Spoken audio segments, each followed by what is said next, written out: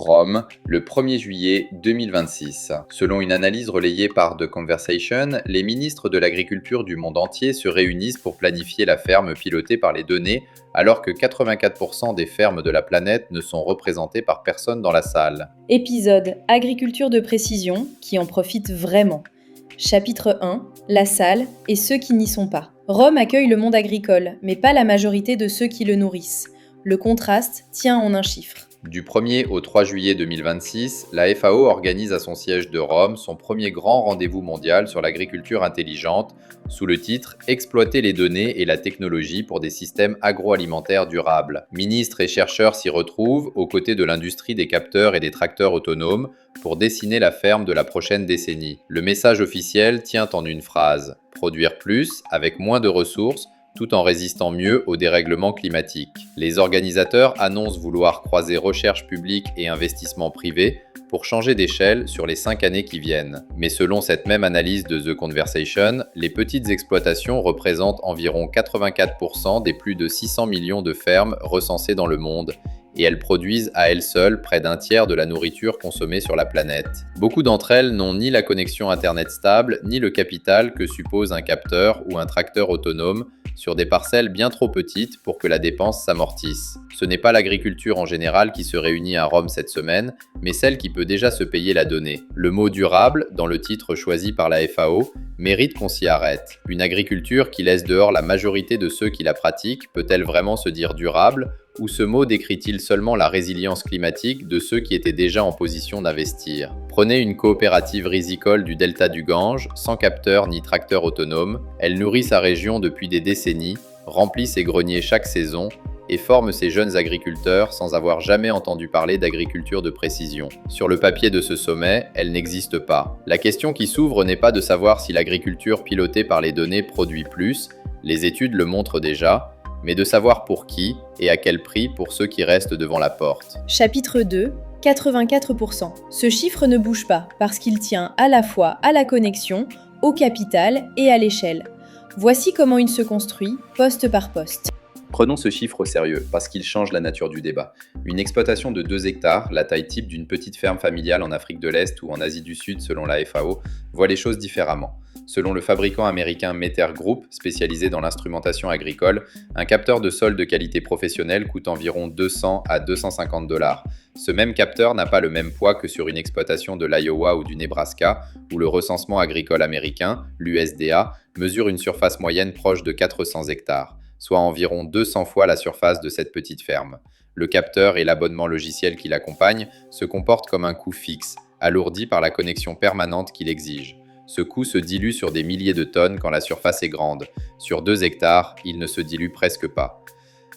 La FAO elle-même reconnaît ce mur, dans ses propres documents de conférence, quand elle évoque la nécessité d'adapter les outils aux exploitations les plus petites. Le problème n'est donc pas seulement l'existence de la technologie, il est dans son économie. En dessous d'un certain seuil de surface, le rendement marginal d'un capteur ne rembourse jamais son coût, quelle que soit la promesse marketing qui l'accompagne. La connectivité aggrave le mécanisme. Elle reste, selon plusieurs études d'ingénierie agricole, nettement plus faible en zone rurale que dans une ville.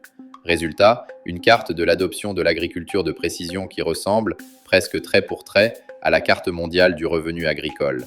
Le capital ne suffit même pas toujours.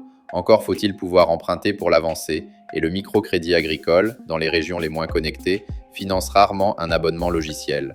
Les banques qui prêtent aux agriculteurs raisonnent, elles aussi, en garantie. Une grande exploitation céréalière peut hypothéquer sa terre pour financer l'équipement. Faute de cette option, une ferme de 2 hectares n'a souvent que sa prochaine récolte à mettre en gage, ce qui ne suffit presque jamais à garantir un prêt sur plusieurs années. Résultat, la donnée va vers ceux qui peuvent déjà se permettre de l'acheter. Il fait plus que mesurer. Le capteur fait remonter cette donnée vers le fabricant qui l'a vendue ou vers le service en ligne qui l'héberge. Une coopérative locale, elle, ne la voit presque jamais passer, alors qu'elle pourrait la redistribuer entre ses membres. Or, cette valeur, qu'on imagine créée dans le champ, se capte souvent bien plus loin, chez celui qui possède le tuyau par lequel elle circule, pas chez celui qui l'a produite en conduisant le tracteur. Ce mécanisme n'est pas nouveau dans l'histoire de l'agriculture. Il en a déjà porté un précédent, à plus grande échelle encore, il y a 60 ans. Chapitre 3 La Révolution verte, deuxième acte. Les rendements explosent une première fois dans les années 1960. Le mécanisme qui suit ressemble, trait pour trait, à celui d'aujourd'hui. Selon les archives du comité Nobel, l'agronome Norman Borlaug développe dans les années 1960 au Mexique des variétés de blé à haut rendement. Ces variétés font du pays un exportateur net de blé dès 1963. La même logique inspire, aux Philippines, la mise au point de variétés de riz à haut rendement par l'Institut international de recherche sur le riz. Ces variétés combinées se répandent, en quelques années, sur une bonne partie des rizières et des champs de blé d'Asie, un exploit qui vaut à Borlaug le prix Nobel de la paix en 1970. Cette révolution verte a incontestablement évité des famines annoncées. Mais elle a aussi, selon de nombreux économistes du développement, réclamé une contrepartie. Ces variétés exigeaient beaucoup plus d'engrais et d'irrigation, sans compter des semences qu'il fallait désormais racheter chaque saison plutôt que ressemer, ce qui a rendu de nombreux petits producteurs dépendants d'intrants qu'ils ne maîtrisaient plus eux-mêmes. Les agriculteurs qui avaient déjà du capital ont amplifié leur avantage, tandis que les autres ont souvent dû s'endetter pour suivre ou rester en dehors du mouvement. Plusieurs gouvernements ont fini par subventionner ces intrants pour éviter que la fracture ne s'aggrave davantage, mais toujours après le fait, jamais avant. Revenir en arrière coûtait cher aussi. Un producteur qui voulait renouer avec ses semences paysannes perdait, du même geste, l'accès aux engrais et aux crédits qui accompagnaient les variétés à haut rendement, un coup de sortie que personne n'avait annoncé au moment d'y entrer. Les entreprises qui vendaient ces semences et ces engrais, elles, n'ont jamais connu cette fragilité. Leurs revenus progressaient avec chaque hectare converti, qu'il soit rentable ou non pour l'exploitant qui l'avait planté. Cette asymétrie, plus que la technologie elle-même, a fini par nourrir les critiques de la révolution verte dans les décennies qui ont suivi. Le parallèle avec aujourd'hui ne porte pas sur le blé, il tient à la structure elle-même. L'avantage n'a pas disparu, il a changé de support, passant des engrais et des semences propriétaires d'hier aux capteurs et aux abonnements logiciels d'aujourd'hui. Le mécanisme d'aujourd'hui ne se lie plus en tracteur ou en engrais, mais en lignes de code et en données que l'exploitant ne possède pas toujours lui-même. Chapitre 4. Qui possède le champ numérique ? Un tracteur qui conduit tout seul soulève une question que le carburant, lui, ne posait jamais. 2 procédures parallèles le prouvent. Selon des communiqués relayés par PR Newswire lors du salon CES de janvier 2025, John Deere présente une famille entière de machines autonomes, de la tondeuse commerciale électrique jusqu'au camion de carrière.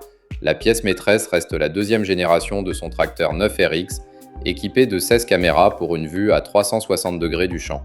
Ce virage transforme un tracteur en plateforme, au sens où l'entend l'entreprise elle-même, et une plateforme, contrairement à un outil, garde une trace de tout ce qui se passe sur le champ.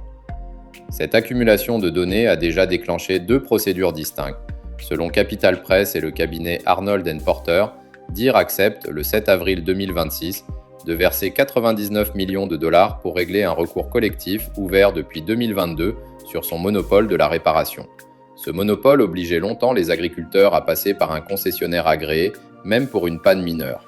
L'accord prévoit aussi 10 ans d'accès garanti aux outils numériques de diagnostic pour les fermes et les réparateurs indépendants. Avant cet accord, un réparateur indépendant privé du bon logiciel de diagnostic pouvait voir sa clientèle basculer vers le concessionnaire agréé pour la moindre panne électronique, même sur un tracteur vieux de 10 ans. Le droit de réparer dans ce secteur pèse lourd. Il détermine qui capte la marge de la prévente pendant toute la durée de vie de la machine. Une seconde procédure, bien plus large, vient de l'autorité fédérale de la concurrence, la Federal Trade Commission, rejointe par plusieurs États dès janvier 2025. Selon le site spécialisé DTN Progressive Farmer, un juge fédéral rejette, le 9 juin 2025, la tentative de Deere de faire classer l'affaire sans procès. Il juge les accusations plausibles. Le règlement d'avril porte sur le droit de réparer sa propre machine. La procédure qui continue vise une question plus large encore, celle de savoir qui possède les données que cette même machine collecte à chaque passage dans le champ. Sans elle, impossible de savoir précisément quel hectare a produit quoi, ni de la vendre à un assureur ou à un fournisseur de semences, voire à un fonds qui parie sur la récolte avant qu'elle ne sorte de terre. Posséder l'historique d'une parcelle, ce n'est pas un détail technique. C'est savoir, année après année, quel coin du champ rapporte et lequel coûte plus qu'il ne rend, un avantage que seul celui qui garde la donnée peut exploiter pleinement. Chapitre 5. La grille qui reste. Ce qu'un décideur agricole peut vérifier avant de signer. Et la question que Rome n'a pas tranchée cette semaine. Voici la grille à emporter. Face à un contrat d'équipement agricole intelligent, demandez qui garde une copie des données produites sur votre parcelle et si vous pouvez les emporter vers un autre fournisseur sans perdre l'historique qui rend votre exploitation plus rentable d'année en année. Ce sont des questions qu'aucun petit producteur des zones les moins connectées n'a aujourd'hui les moyens réels de poser parce que la conversation exige déjà d'être client de ce genre d'équipement. Une coopérative ou un exportateur qui négocie avec ces mêmes fournisseurs applique cette grille à plus grande échelle avec un pouvoir de négociation que le petit producteur isolé n'aura jamais. Côté décideur public, la grille se pose autrement. Financer la connectivité rurale et le crédit d'équipement comptent dans cette bataille au moins autant que financer la recherche sur le capteur lui-même. Sans oublier des normes d'interopérabilité entre fournisseurs pour qu'un agriculteur puisse changer de machine sans perdre 10 ans d'historique de sa parcelle. La FAO elle-même propose dans ses documents de conférence de subventionner directement la connexion Internet des zones rurales plutôt que le seul matériel agricole, un déplacement qui changerait qui paye le ticket d'entrée. Sans ce déplacement, chaque nouvelle génération de capteurs recreuse le même fossé, un peu plus large qu'avant. Un dernier point mérite d'être vérifié avant de signer quoi que ce soit. La clause de portabilité des données survit-elle à la fin du contrat ou disparaît-elle avec l'abonnement ? C'est souvent là, dans les toutes dernières lignes, que se loge la vraie réponse à la question de qui possède quoi. Rome a montré cette semaine une salle pleine de bonnes intentions et de vrais résultats agronomiques. La question qui reste, c'est comment cette agriculture augmentée par la donnée irait chercher les 84% qui n'y étaient pas. La révolution verte a fini par atteindre, avec des décennies de retard et des politiques publiques massives, une partie de ceux qu'elle avait d'abord laissés dehors. Reste à savoir si la révolution des données ira chercher un jour la ferme de 2 hectares, ou si elle continuera, comme celle qui l'a précédée, à nourrir d'abord celles qui avaient déjà les moyens d'entrer. Rome aura tenu sa conférence pendant que 84% des fermes du monde restaient dehors, sans capteurs et sans voix au chapitre. L'agriculture de précision devra un jour répondre de cette absence. La question, pour l'instant, reste entière.